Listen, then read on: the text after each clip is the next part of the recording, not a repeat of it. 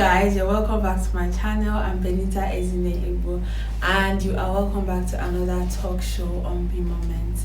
We've had several talk shows, but this is the first one in 2020, and I hope you enjoy it. Link in my bio to all other talk shows. And today's topic is on pros and cons of being in a clique, like being part of a group of friends that always go to different places together, eat together, and so many other things they do in common. And we have two special guests, Josh and Benita, and they'll be joining me to talk more about the topic of today. So make sure you enjoy it, subscribe, like the video, drop a comment.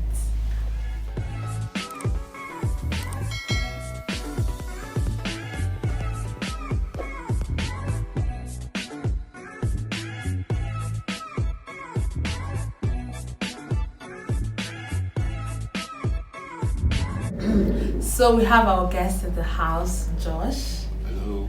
And Benita. Hi.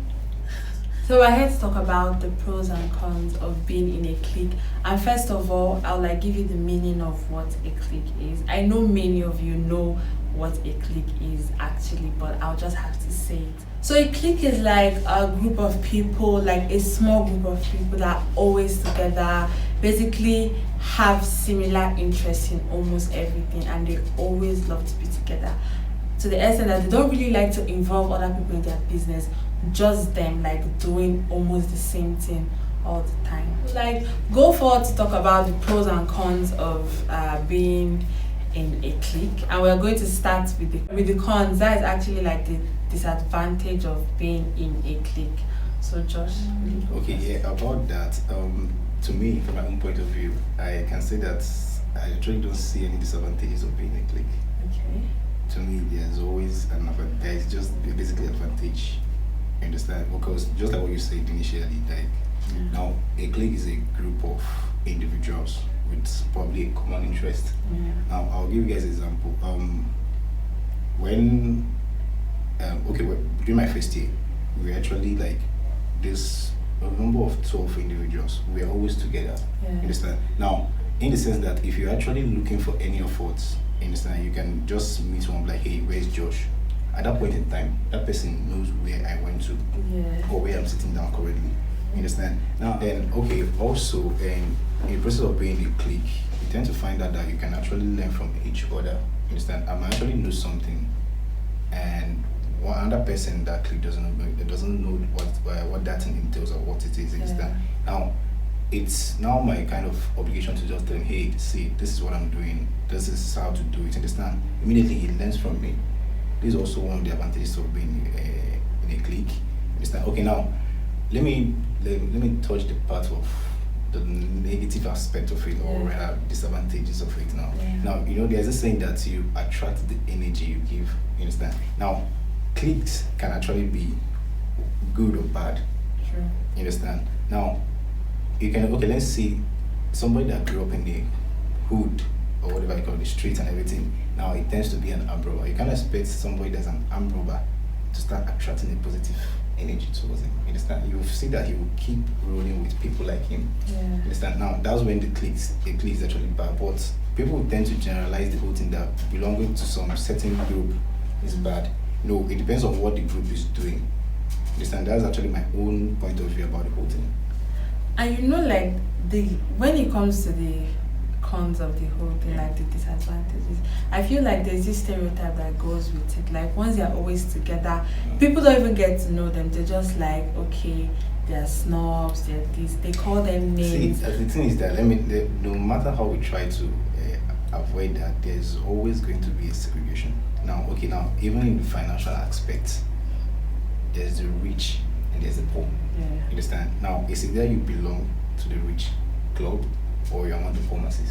You understand? Now, you don't expect it's just like, let me put it this way, my kind of person, I don't actually talk to everybody. You understand? Now, I thought before I start talking to you, I must have known you to some certain level to know that actually the things that gets me interested, the things that interest me rather, interest you too. So now when we start talking, I can actually vibe with you. We can flow. This is not me trying to say. I'm not like actually rude to you or anything, but it's just that I I can't just sit down and talk to you about some certain things. First of all, I'd like to say that there are two sides to every coin, right? Yeah. So there has to be a positive impact and a negative impact that every kind of clique gives off. Like, okay, for example, when you are in a clique or someone that's in a clique, the person doesn't, it's very limiting. That's one part. It's very limiting to the kind of, like, you don't get to talk to other people. Yeah, you don't get to associate, you don't get to learn from other people. It's just like a circle that is enclosed. Yeah, just you learn from each other. Yeah, you learn from each other, not externally. So that's one con I feel being in a clique comes with. But another thing is in every clique, as far as I've known or as far as I've seen, there's just one person that's like the center of that everybody is center of attraction. Yeah, you get. So depending on the personality of that person can either make the rest of the members of that clique very inferior, like feel very inferior. Do you get what I'm trying to say? Yeah. Like maybe a clique of 5 girls, and there's one that is, she's an extrovert, she knows a lot of people, perhaps she's from a wealthy home, so she has a lot of material things, and then when she flaunts it around, the other girls are like, this girl has this, then they are pressured, to do. Yeah, that's where peer pressure comes in. Exactly. See, that about what you just said now. Okay, now definitely these are different individuals that probably they do not know themselves before they enter the university. Now, for example, now with different characters and different personalities. You see, now if you find out most people that joins a clique, they join a clique for a purpose. Mm-hmm. Now you might find somebody that's extremely quiet or a loner. Mm-hmm. You understand? He does not talk to every single person. Now you find out that those little people he talks to, he's always around them. Now you can't actually blame the person that is now the extrovert that is friendly to everybody, making them know. Like this is okay. Let me use myself for example. I used to be a loner. I won't lie. You understand? I don't talk to people. At the point during my first year, I was studying an assassin. That's what my friend told me. Literally tell me that whenever he comes to class, that will just be one corner and just be watching them. It's as if I'm actually planning what I'm going to do, how to kill this person, how to make my next move, and everything, how to just escape. You get now, you can actually blame the person that is now like the center of attraction, like you said. Yeah. This is like his personality, her personality. Mm-hmm. You can make him making others feel inferior. Does not actually it's not necessary. It's not necessary because those people actually this is not the kind of personality they have. Yeah. So them joining the clique, they just have to it's either they will just be themselves or try to be again. But apart from the whole, we can have 2 people in a group of friends, or let's say everybody in that group of friends, they can be extroverts at some point. But the thing is that you feel pressure to do certain things that you're not supposed to do. Apart from money aside, one person might have money and the other might not have as much. But then, if you can braid your hair and the other person can braid her hair and they both look good, then it doesn't really matter. But I'm saying you can be pressured to do certain things that doesn't have to do with the whole materialistic issues. Yeah. Do you get what I'm saying? Like something on a normal day that you will not do. Okay. But then because you're with this one, you're like, let's do it now. How about why are you darling? The thing is, just go ahead. Yeah, I understand what you're trying to say, but on the other hand, I actually feel maybe before you join any clique or you accidentally join, I feel one should find oneself first. You have a strong, how do I put it, strong will. Like if you set your heart to say you're not going to do this, you're not going to do that, then you just don't find yourself doing it. Even in a room full of people doing stuff. It's not that easy. That's why it's not pressure. It's not actually that easy. It's pressure. That's why I made this statement earlier that you attract energy you give. See, I don't know, but to me, the kind of clique, some certain cliques I've seen, is either all of them or almost all of them are rich, understand, or at some certain level they're okay. Yeah. You can't just see rich individuals. You now see one that is now extremely poor. Then definitely there's going to be intimidations and everything. One other corner I'd like to add is the fact that it also has to do with the whole peer pressure thing. And this one doesn't have to do with the whole materialistic stuff. I feel like, okay, in a situation whereby your friend doesn't like someone, and just because your friend is like, this girl is just something else, and you're like, oh really? And you just carry on, like, you move. You don't get to find out who the girl is, nothing. Probably later, you find out that, oh, she's actually a nice girl, and you try to convince your friend. But then at that moment, your mind doesn't even go to the fact that, okay, your friend might be just over-exaggerating, you both just don't like her. And everybody that way wouldn't like the person. That is one thing I know that happens amongst people. Like, it's so rampant. I know. I can tell you from experience. So moving on to the pros, like the advantages of being in a clique. For one, I feel like they're your support system, especially when there are different people around you that you're always with. Because I have a group of friends, we're like 10 in number. So shout out to all of them. 10. That's the clique. I think that's like a crowd now. 3 is a crowd. No. Well, like as the meaning says, a group of people with similar interests. You understand? 10 is small to me. Because I mean, okay. But the thing is that we're actually 10, and we are close. For everything I feel and go through, every one of them has something to add. You get, when I feel down, I feel like, okay, this is a person I can talk to.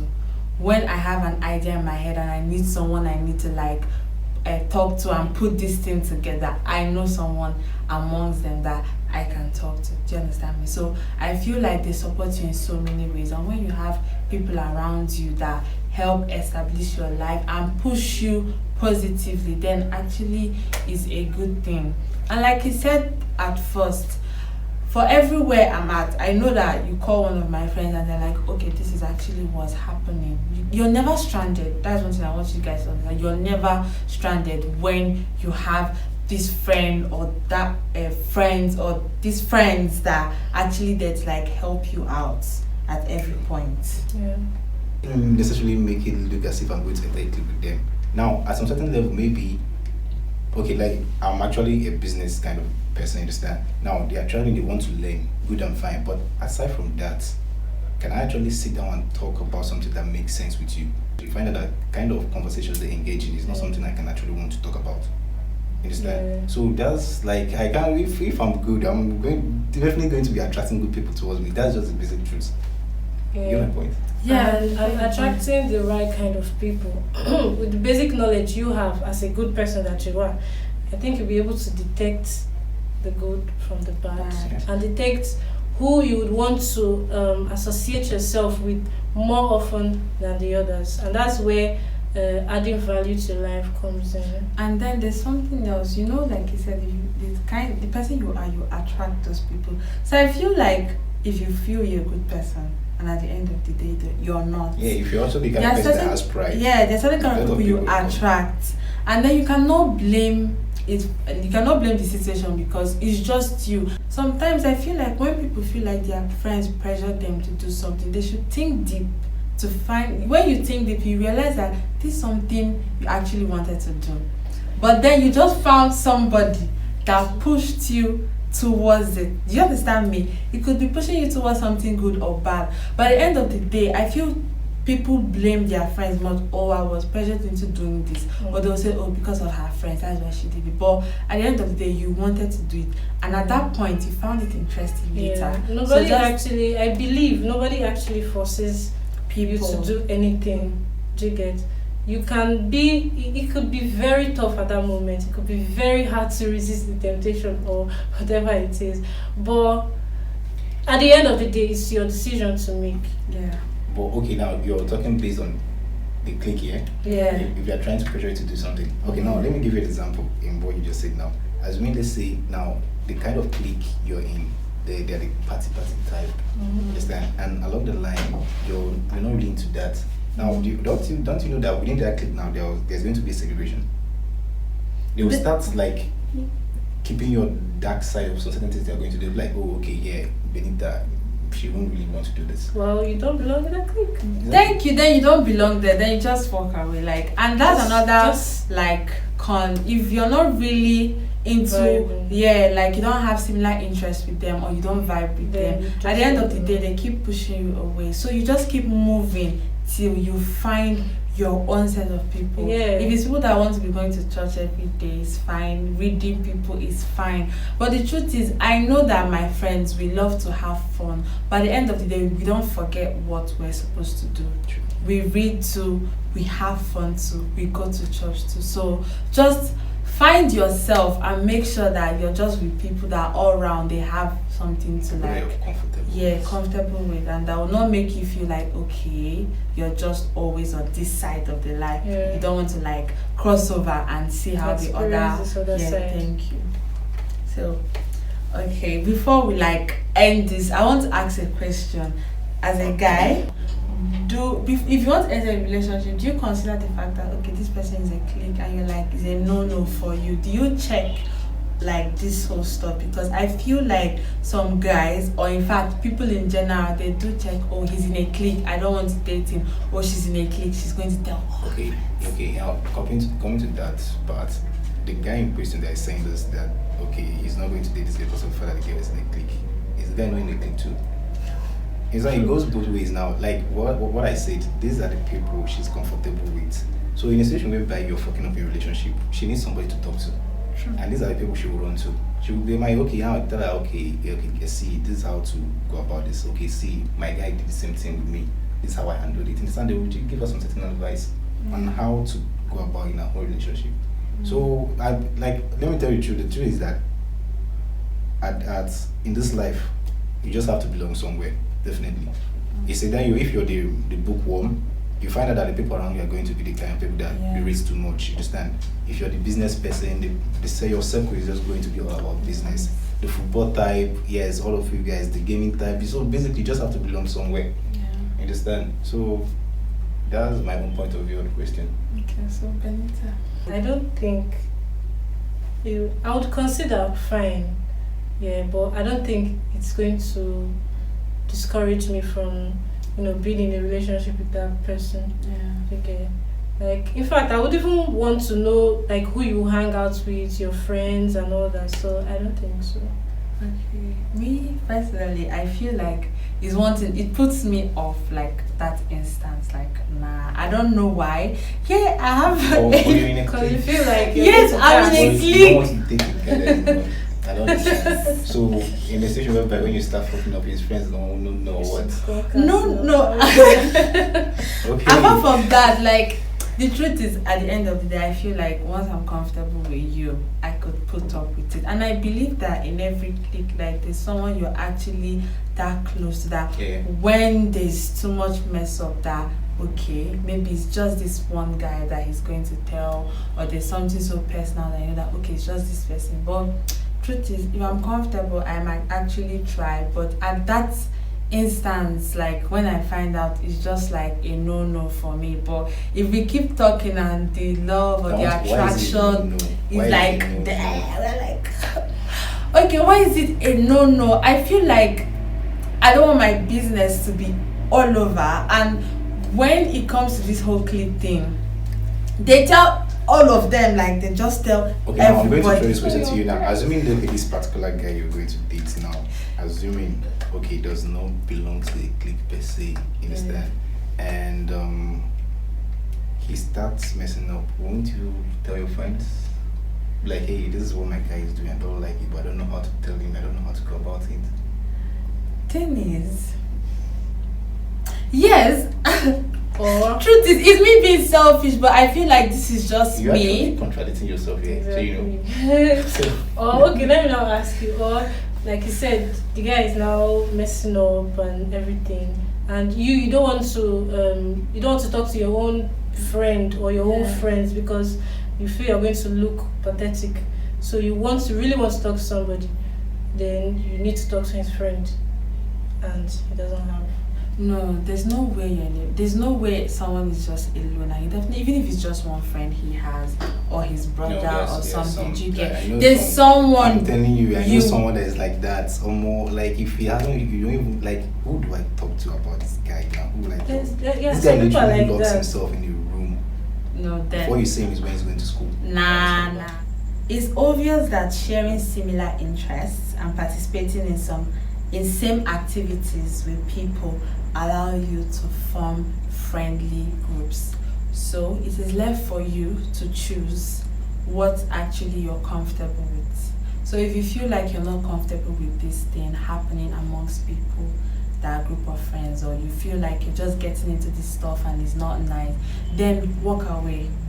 You shouldn't allow pressure to like keep you or pin you down to some people that you don't actually need. The truth is, I may be a very bad energy to you, but to some other person, I'm like the most positive thing in the person's life, or the most positive friend the person has. So the truth is that some people are not meant to be in your life. Because and when you find out, don't lie to yourself. Don't lie to yourself. Walk away from it. I'm walking away.